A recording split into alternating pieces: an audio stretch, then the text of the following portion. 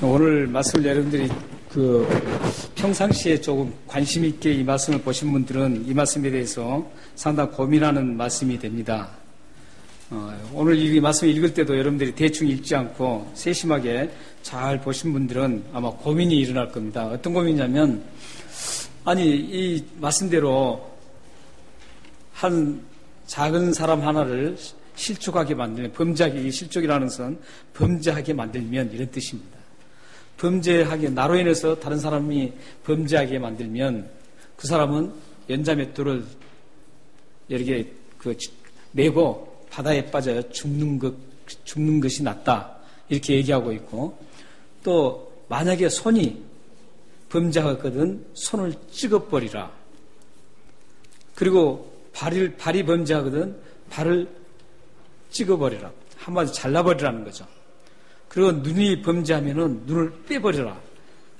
이거 엄청난, 무시무시한 말이죠. 그렇다면 우리가 범죄했을 때 정말 우리 손을 잘라버리고 눈을 빼버려야 될까? 사실 이걸 문자적으로 그대로 실천한 사람들이 들어있습니다. 이 성경을 오해해서 문자 그대로 실천한 사람들이 있는데, 그 중에 우리 기독교 역사에 대표적인 사람들이 몇 사람 있는데 한 사람만 소개합니다. 그분은 이 기독교 역사의 천재 중에 천재라고 불리는 사람이었습니다. 그 사람 이름이 바로 오리겐입니다. 오리겐이라는 분인데, 이분은 문자적으로 이걸 해석해서 자기의 신체 일부를 절단하는 사람이었습니다. 뿐만 아니라 중세시대 때 많은 수원에서도 어떤 손가락을 자르고 손목을 자른 사람들이 들어 있었습니다. 근데 지금도 그런 사람들이 가끔 전해 들을 수가 있습니다. 과연 오늘 이 말씀대로 손을 자르고 또 발을 자르고 눈을 빼야 되는 것인가? 우리는 이 말씀을 절대 오해해서는 안 됩니다. 여기 오늘 이 42절에 나오는 말씀은 사실을 그때 당시에 사람들이 다 익히 알고 있는 말씀이었어요. 당시에 로마의 지배에 있었기 때문에 로마에 반대해서, 그러니까 독립투쟁했던 그 셀로당이라고 있었는데, 그 셀로당의 그 우두머리, 그러니까 두목이죠. 지도자가 유다였습니다. 가룟 유다가 아니에요. 유다라는 사람이 있었는데, 당시에 역사적인 문헌을 보면은 그 사람을 붙잡아가지고 갈릴리의 모든 마을 사람들을 전체적으로 모아놓고 그 사람을 연자맷돌을 메서 그 갈릴리 바다에다 던졌대요. 그래서 이 갈릴리 바다에다가 이 연자맷돌을 메고 이 바다에 던진다는 게 얼마나 무서운 것을 다 알고 있었다라는 겁니다. 예수님은 그걸 이용해서 지금 말씀을 하고 있는 겁니다. 그리고 이제 그 말씀을 한 다음에 이제 43절부터 그렇게 이제 얘기가 진행되죠. 비슷한 말씀을 계속하고 있습니다. 손, 발, 이런 모든 것들을 다 이제 범죄하거든 잘라라는 것이죠. 빼라는 겁니다.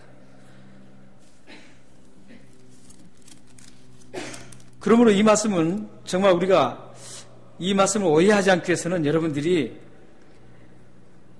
잘 생각해야 되는데, 만약에 이 42절, 43절, 45절, 47절에 있는 이 말씀을 그대로 우리가 해야 된다면 어떻게 되겠어요? 이 세상에 연자맷돌을 메고 죽지 않은 사람 아무도 없습니다. 다 죽어야 돼요. 여러분들도 지금 여기 살아계시면 안 돼요. 그리고 만약에 손이 범죄하면 손을 잘라내고, 발이 범죄하면 발을 잘라내고, 눈이 범죄하면 눈을 뺀다면, 여기 계신 분들 선발 가지고 계실 분들 아무도 안 계세요. 그리고 눈을 가지고 계신 분들은 아무도 안 계십니다. 우리뿐만 아니라 전 세계 사람이 살 수가 없습니다. 그렇기 때문에 이 말씀을 잘 오해를 풀어야 되는데, 이 말씀을 오해를 하지 않기 위해서는 먼저 예수님이 하셨던 그 말씀의 맥을 끊지 말고 계속 이어서 봐야 됩니다. 예수님은 지금 이 마가복음 8장에서부터 어떤 말씀을 하시냐면, 마가복음 8장에서 10장까지를 어떤 말씀을 하고 계시냐면, 예수님이 고난을 받으시고 붙잡혀서 십자가에 죽는다는 그 말씀을 계속 지금 하고 계신 겁니다. 그거 보고 순환 예고라고 그럽니다. 예수님의 고난 예고라고 그래요. 예수님이 직접 밝히는 거예요. 예수님이 내가 이 세상에서 많은 사람들에게 고난을 받을 것이다. 그리고 그 사람들로부터 붙잡혀서 결국은 십자가에 죽을 것이다. 이 말씀을 지금 계속 하고 계시는 거예요. 저희들이 지난주에 우리 함께 나눴었잖아요. 8장에서. 8장에서부터 지금 10장까지는 예수님의 순환 예고를 계속 하시는 거예요. 그런 와중에 계속 지금 이어지고 있는 거예요. 근데 예수님이 지금 내가 고난을 받고 붙잡혀서 십자가에 죽을 것이다. 이 말씀을 하는데도 불구하고 지난주일날 베드로는 그걸 어떻게 했어요? 고백했지만 사실 그걸 잊어버리고 다른 지난주 생각나신가요? 잘 안 나시죠? 네. 이 제자들, 베드로뿐만 아니라 제자들은 그 말에 별로 신경을 안 씁니다. 신경을 안 쓰고 그 증거가 뭐냐면 조금 후에 이제 길을 쭉 가요. 길을 가다가 이제 누가 크냐고 싸우는 겁니다. 내가 크다, 내가 크다 이렇게 싸움이 일어났습니다. 바로 이제 그 직전에 그런 말씀이 쭉 나옵니다. 그러면서 그 싸움을 예수님이 보시면서 참 한심한 그 제자들의 모습을 보시면서 예수님이 하시는 말씀이 아이를 이제 데려다가 그 아이처럼 되지 않으면 안 된다. 너희들이 이 아이처럼 되라는 거죠. 그렇게 쭉 말씀하시는 중에 지금 계속 이어지고 있는 겁니다. 이어지면서 거기서 중요한 것은 서로 섬겨야 된다는 거예요. 싸우지 말고 섬겨야 된다. 서로 세워주고 사랑하고 이 예수님의 그 제자들의 공동체가 지금 앞으로 형성이 돼서 이 공동체를 통해서 예수 그리스도의 이 십자가에 죽으신 복음이 증거돼야 되는데 그 공동체가 탄탄하게 되기 위해서는 이 싸우고 다투고 시기하고 질투하고 이런 것들을 다 버리고 서로 세워주고 서로 높여주고 섬겨야 된다. 사랑해야 된다. 이걸 지금 계속적으로 강조하고 있는 거예요. 그런 과정에서 지금 이 말씀이 나오는 겁니다. 그러므로 이 말씀은 정말 바다에 빠져 죽으라. 또 손발을 잘라버려라. 눈을 빼버려라. 그런 말씀이 아니라 예수님을 따르는 사람들은 다른 사람들을 죄짓게 하지 말고 그러니까 42절은 다른 사람을 죄짓게 만드는 거죠. 그리고 43절부터 47절까지는 내가 짓는 죄를 말합니다. 그렇기 때문에 여기는 결국은 다른 사람들을 죄짓게 하지 말고 또한 내 자신도 죄짓지 말고 정말 하나님 앞에 바르게 살아가라. 이런 경고의 말씀이 오늘 말씀이에요. 그러니까 진짜 잘라버리란 말이 아니라 경고하는 거예요. 죄 짓는데 쉽게 죄 짓지 말라는 거예요. 한마디로 말씀드리면 형제나 나에게 영적으로 해가 되는 그 범죄들을 단호하게 거절하라 이런 뜻입니다. 그러니까 실질적으로 뭐 자를 자르라는 말이 아니라는 거죠. 손을 자르라는 말이 아니에요.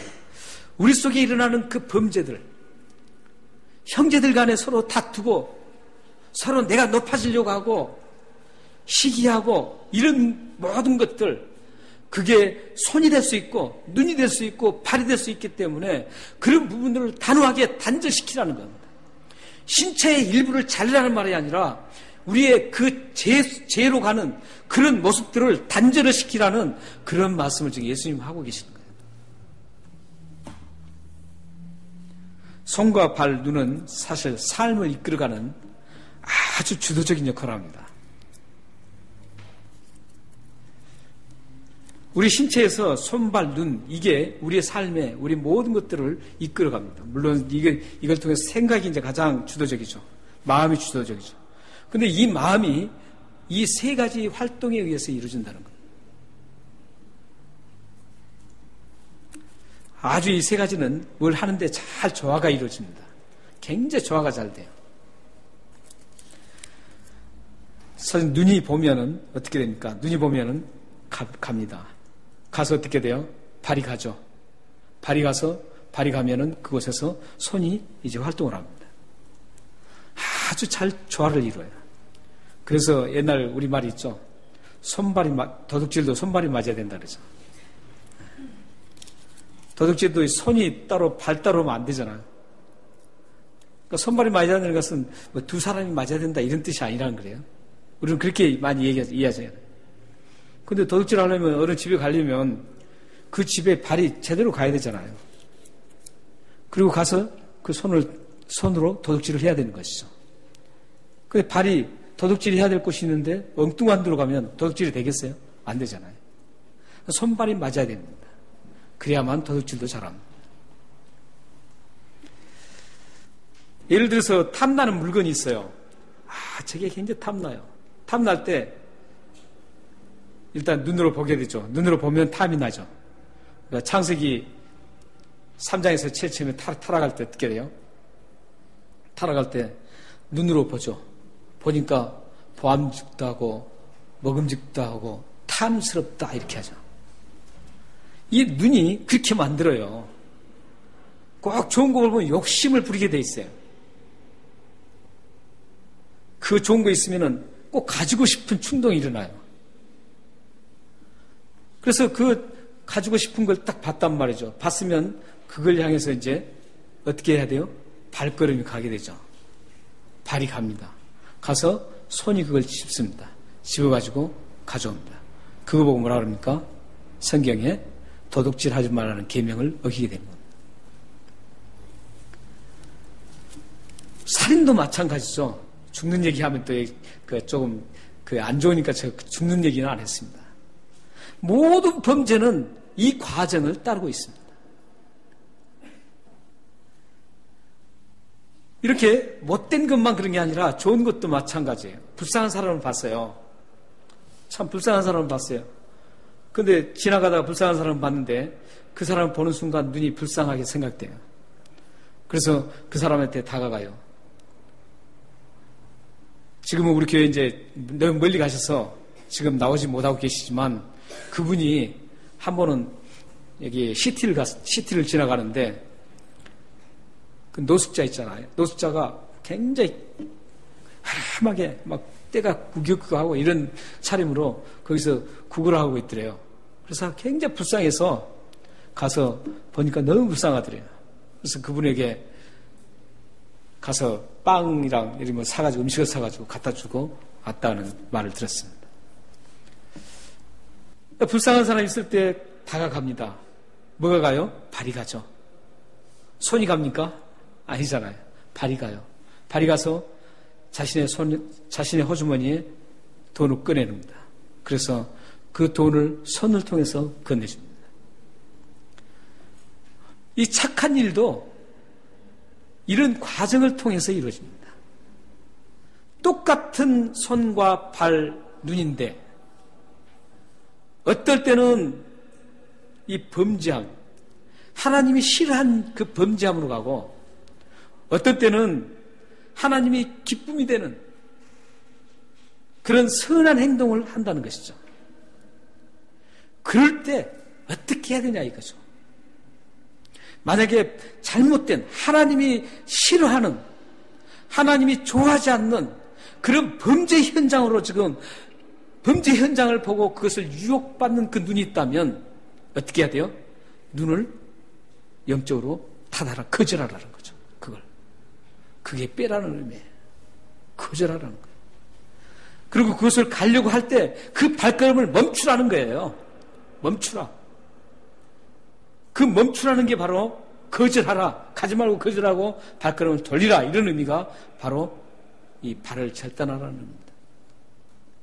손으로 그것을 범죄하기 전에 그 손을 범죄하지 말고 돌이키라 이거죠. 선한 행동으로 선한 손으로 바꾸라 이런 거죠. 선한 발걸음을 하라. 선한 손으로 선한 일을 하라. 선한 눈으로 바라보라. 이런 것들이 눈을 빼라, 발을 자르라, 손을 자르라는 뜻입니다. 그러므로 우리는 똑같은 손과 발, 눈인 눈으로 하나님이 기쁨이 되는 모습을 보일 수도 있고 하나님이 싫어하는 일을 할 수도 있습니다. 이러한 시각으로 이 말씀을 보면 선한 눈으로 바라보는 눈을 빼라는 것이 아니라 현장으로, 범죄의 현장으로 유혹하는 그 눈을 돌리라는 의미입니다. 여러분의 눈은 지금 무엇을 바라보고 있습니까? 우리는 이런 그 똑같은 발과 손과 눈으로 똑같은 상황에서 범죄도 할 수 있고 하나님이 기뻐하시는 일을 할 수도 있습니다. 그렇기 때문에 우리는 항상 결단하는 그런 결단을 해야 합니다. 그 결단은 여러분의 선택에 달려 있습니다. 여러분의 눈과 발, 손의 방향을 여러분들이 선택해야 합니다. 여러분의 눈은 지금 무엇을 바라보고 있습니까? 사랑의 눈으로 바라보고 있습니까? 아니면 질투와 시기의 분노의 눈으로 지금 바라보고 있습니까? 여러분의 발걸음은 지금 어디를 향해 걷고 있습니까? 범죄의 발걸음입니까? 아니면 선을 위한 발걸음을 하고 있습니까? 여러분의 손은 어떤 일을 하고 계십니까? 여러분의 손은 어떤 일을, 어떤 곳에 사용되고 있습니까? 형제 자매를 끌어내리는 손입니까? 아니면 형제 자매를 세워주고 섬기는 손입니까? 여러분의 삶을 주도적으로 이끌어가는 이 눈, 발, 손, 이게 지금 어떻게 나 안에서 움직이고 있는지를 여러분들은 점검하면서 이 세상 나그네 길을 살아가야 합니다. 여러분의 손과 발, 눈이 하나님의 싫어하는 것을 지금 향하고 있다면 단호하게 거절하고 돌아서야 합니다. 왜 돌아서야 하는지 그 이유가 43절, 45절, 47절에 나옵니다. 끝부분에 다 나오고 있습니다. 그것을 보면은 한결같이 똑같은 동일한 비슷한 문구로 지금 하고 있습니다. 지옥에 던져지는 것보다 낫기 때문입니다. 지옥에 던져지는 것보다 낫다는 것이죠. 여러분들이 범죄 현장으로 가는데 단호하게 절단하지 않으면 절단해야 합니다. 그게 지옥으로 가는 것보다 더 낫다는 겁니다. 그리고 48절에서는 구더기도 죽지 않고 불도 꺼지지 않는다는 그 지옥의 참상을 지금 보여주고 있습니다.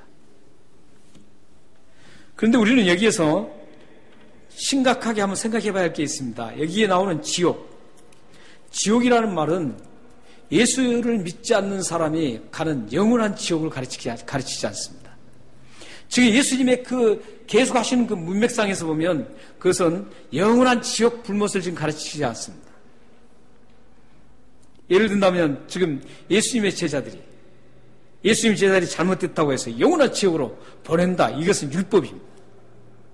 그럴 때 그런 의미로 지금 예수님이 말씀하시지 않습니다. 여기에 나오는 지옥은 그 게헨나라는 그런 단어인데요. 죄송합니다. 헬라어로 말하면 게헨나입니다. 게헨나인데 이 게헨나라는 단어는 여호수아서 18장 좀 떼어주시겠어요?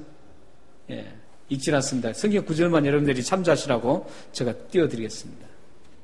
예, 여호수아 18장 16절하고 또한 에레미야 7장 31절에서 33절 그리고 열왕기하 23장 10절에 그 외에도 많이 나옵니다. 거기에 나오는 그 게헨나, 흰놈의 골짜기라는 것이 바로 게헨나입니다. 근데 이 게헨나는 예루살렘에서 남쪽으로 예루살렘의 그 외곽지대에 있는 곳입니다. 남쪽에 있는 그 절벽의 계곡에 있는 그 곳이 바로 게헨나, 흰놈의 골짜기입니다.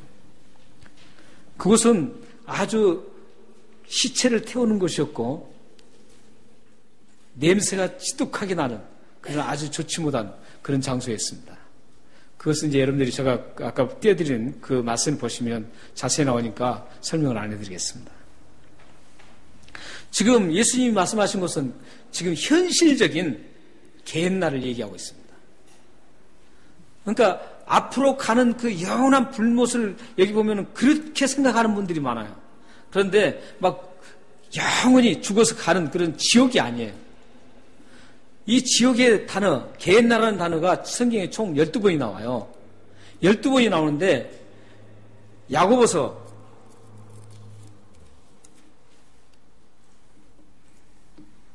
야고보서에 있는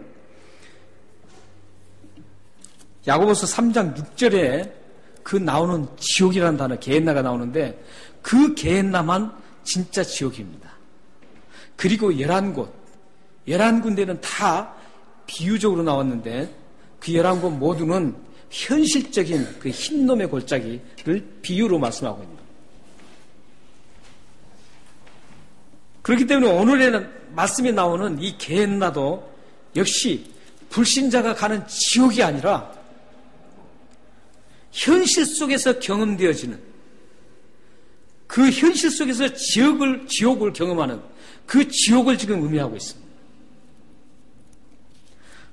우리 하나님 나라가 하면은 영원히 죽었으면 가면 한 나라만 생각하면 안 되죠.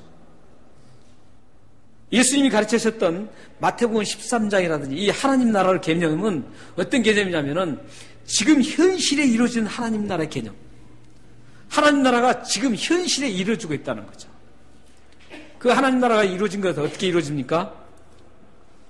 여러분이 예수를 믿는 순간 여러분 마음속에 하나님 나라가 이루어집니다.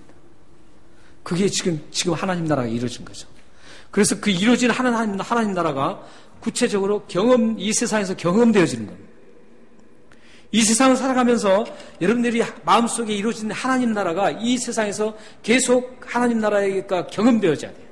그 경험되어지는 게 뭐예요? 사랑하는 것, 평화, 감사, 이런 것들이에요.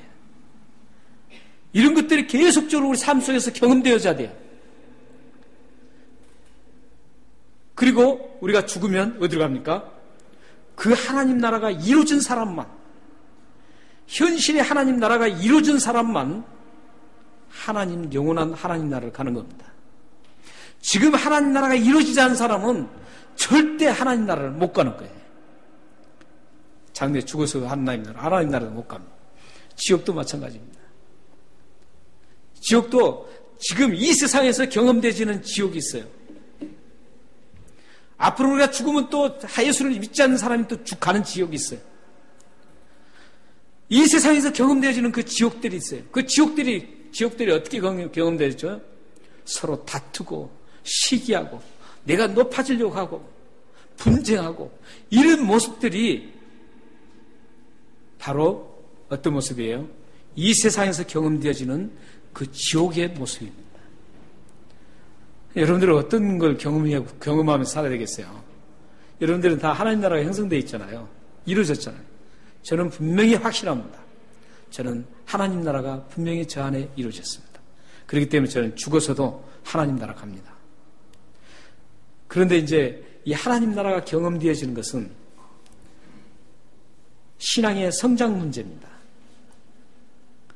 신앙 성장이 잘 이루어진 사람은 하나님 나라의 경험을 이 세상에서 풍성하게 하면서 지내는 거예요. 풍성하게 하고 지내는 거예요. 그런데 이 신앙이 아직도 밑바닥에서 기어다니는 분들은 오히려 하나님 나라의 그 경험보다도 지옥의 그 경험들이 더 많은 거예요. 그러나 신분은 바꿔지지 않아요.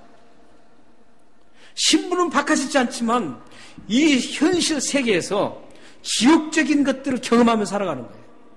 더 많이. 이게 이제 신앙 성장해야 될, 필연적으로 여러분들이 신앙 성장을 가져와야 된다는 거죠. 여러분들이 신앙 성장을 해야 될 이유예요. 아, 그래, 나는 교회만 다니고 예배만 드리면 돼. 이게 아니라는 거죠. 그냥 나는 뭐 왔다 갔다 그냥 교회만 다니고 뭐 그러면 되지. 예수 믿고 구원만 받으면 되지. 이게 아니라는 거예요. 여러분들이 이 세상에 살면서 하나님 나라, 그 천국의 맛을 풍성하게 보려면 여러분들이 여기서 신앙 성장을 이루어야 되는 거예요. 그래서 장성한 분량에, 그리스도의 장성한 분량에까지 이르라고 그렇게 성경은 지금 주문을 하고 있어요. 신앙 성장하라고. 하나님의 말씀에 더 순종하라는 이유도 바로 그거예요. 하나님께 순종하라, 하나님 말씀에 더 순종하라. 이런 모든 것들은 뭘 의미한지 아세요? 신앙을 성장시키라, 이런 의미예요. 순종을 더 많이 하고 살아라. 그러면 그 천국 백성답게 일상에서 경험을, 현실에서 천국의 경험을 많이 하고 사는 거예요. 그럼 얼마나 기뻐요. 그러니까 똑같이 힘든 사람도 어떤 사람은 힘들어 죽겠네 해요. 근데 어떤 사람은 하나님께서 이렇게 나의 힘들게 한 것은 뭔가 하나님의 뜻이 있을 거야 하면서 감사하고 기대하고 소망을 가지고 희망을 가져요. 그게 다르잖아요. 달라요. 그렇기 때문에 여러분들이 이 세상에 살면서 어떤 지옥적인 어떤 그런 삶을 지옥에서 경험해야 될 그런 삶, 저와 지옥스러운, 지옥이라 그러면 좀 그렇고 지옥스러운 그런 경험을 하고 사는 것보다 우리는 하나님 백성이니까 하나님 나라의 그 경험을 백성답게 하나님 나라의 경험을 많이 하고 살아야 되지 않겠어요?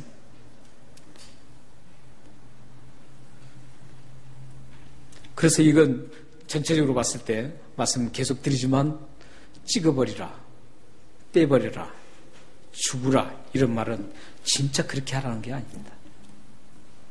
이 세상에서 하나님 나라의 경험을 풍성하게 살아라 하고 살아라. 지옥스러운 그런 경험을 하려고 할 때는 단호하게 그걸 거절하고 잘라버리라. 이런 뜻입니다. 예수님께서 제자들에게 결단을 요구한 그 이유가 49절, 50절에 나옵니다. 우리 49절, 50절 한번 같이 읽겠습니다. 자, 시작. 사람마다 불러서 소금 치듯 함을 받으리라. 소금은 좋은 것이로되 만일 소금이 그 맛을 잃으면 무엇으로 이를 짜게 하리요. 너희 속에 소금을 두고 서로 화목하게 하라. 즉 예수님이 계속 말씀하신 게 뭐예요? 잘라버리라는 거예요. 지옥스러운 그런 모든 것들을 잘라버리라. 그리고 그런 것들을 다 제거하라는 거죠. 그 제거하라고 잘라버리라는 그 이유가 49절 50절에 나와요. 사실 이 말씀도 굉장히 많은 말씀을 나눠야 돼요. 이게 상당히 해석상에 문제가 되는 말씀이거든요. 그래서 이렇게 굉장히 많이 나눠야 됩니다. 근데 설교 시간에 어떻게 다 나누겠어요? 그러나 여기서 이제 불로 소금 치듯 하리라, 여기 보면 2절에서 소금이란 말이 4번이나 나와요. 근데 이 소금이란 말이 상당히 중요합니다. 근데 이 49절 50절 말씀은 한마디로 말씀드리면 서로 화평하게 지내라 이런 말이에요. 화목하라 이거예요. 그러니까 제자들이 지금 어떻게 했어요? 계속 다투는 거예요. 내가 더 예수님이 영광스러운 자리에 있을 때 내가 더 크게 되겠다. 하나는 우편에 하나는 왼편에 계속 자기들이 다투는 거예요.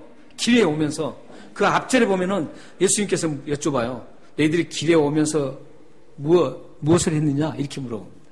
근데 그 길에 오면서 상당한 기간이었어요. 보면은 8장부터 이렇게 쭉 나오는 길을 가실세 하고 시작돼가지고 끝날 때까지 보면 상당히 많은 시간 동안 기간이에요. 그 기간 동안 계속 제자들은 다투었던 거예요.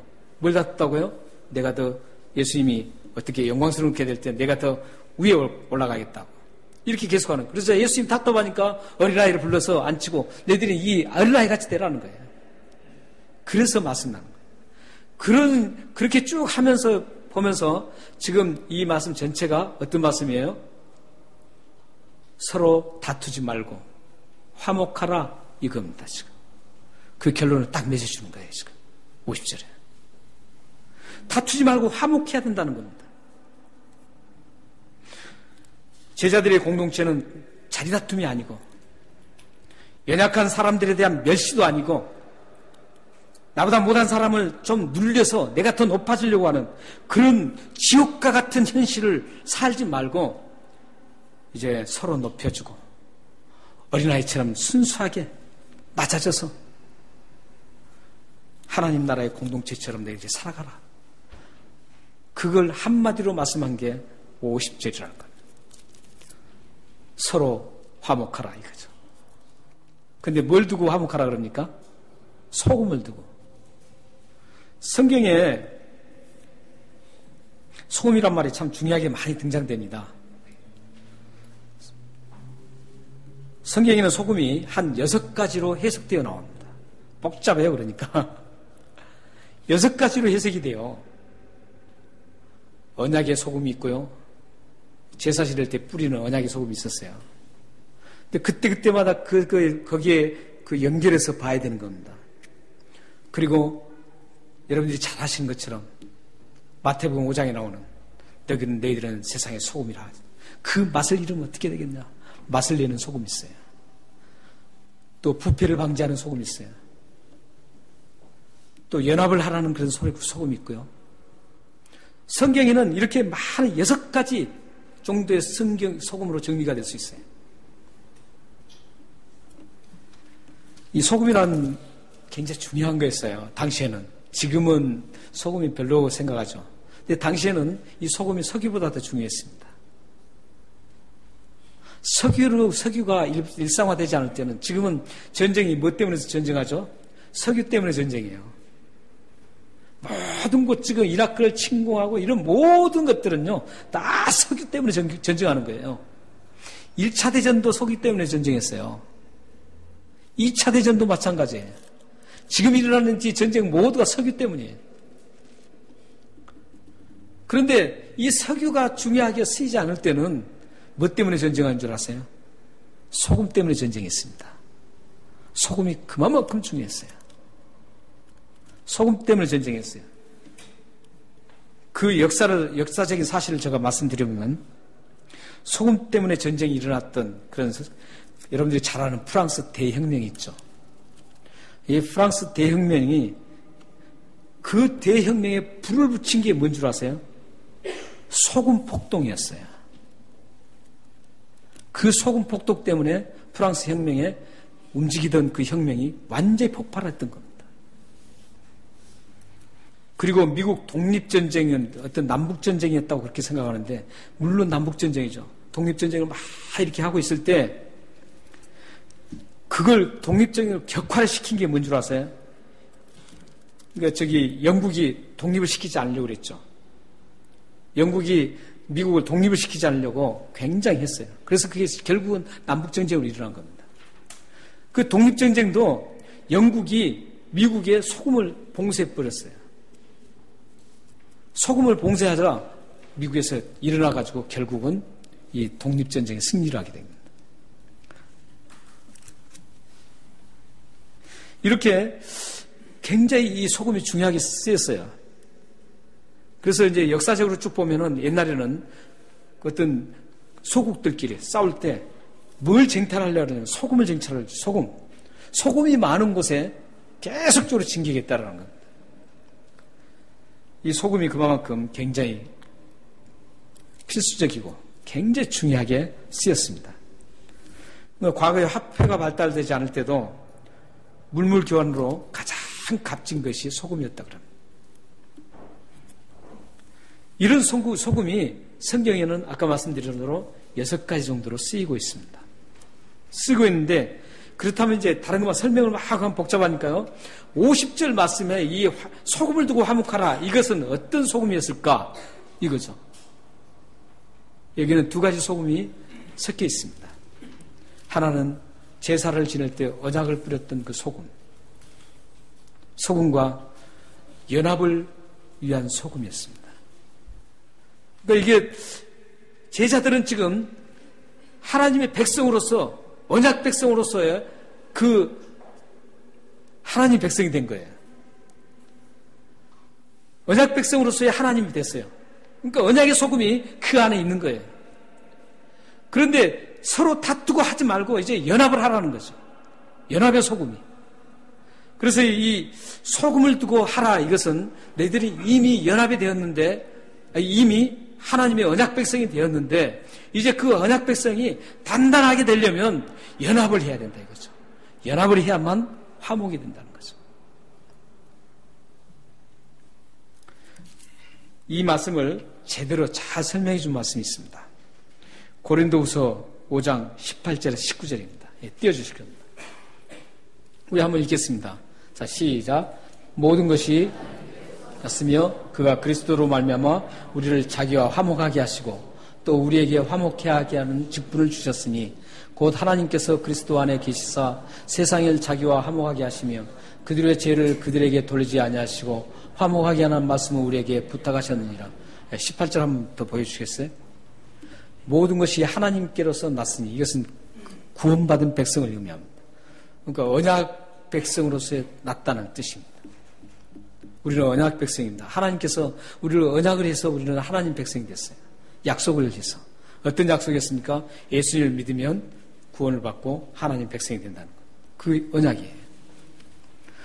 언약은 많죠. 그런데 그게 가장 대표적으로 똑같은 다 롤입니다. 여기 보면 이제 하나님께서 우리가 언약 백성으로 났어요. 그러면 이제 우리가 서로 화목해야 돼요. 화목해요. 연합하지 않으면 화목이 안 되죠. 연합이 안 하면 화목이 안 돼요. 그래서 여러분들이 다툼과 시기와 질투로 가는 것은 화목이 되지 않습니다. 우리는 항상 사랑하고 서로 아껴주고 서로 세워주고 이렇게 하면서 계속 연합해야만 이 아름다운 공동체, 예수 그리스도의 핏값으로 사신 이 공동체가 더욱더 강하게 되어서 하나님 나라를 왕성하게 전할 수가 있습니다. 사랑하는 성도 여러분, 여러분은 가정을 지옥과 같은 현장으로 만들 것인지 하나님 나라의 현장으로 만들 것인지 선택하며 살아야 합니다. 여러분은 공동체의 삶을 개나 지옥으로 만들 것인지 하나님 나라로 만들든지 둘 중에 하나 선택을 하며 살아야 합니다. 여러분은 여러분이 가는 곳을 시기와 질투와 미움을 일으키는 현장을 만들 것인지 사랑과 감사와 평화가 일어나는 현장, 하나님 나라의 현장을 만들 것인지 여러분들은 선택을 하며 살아야 합니다.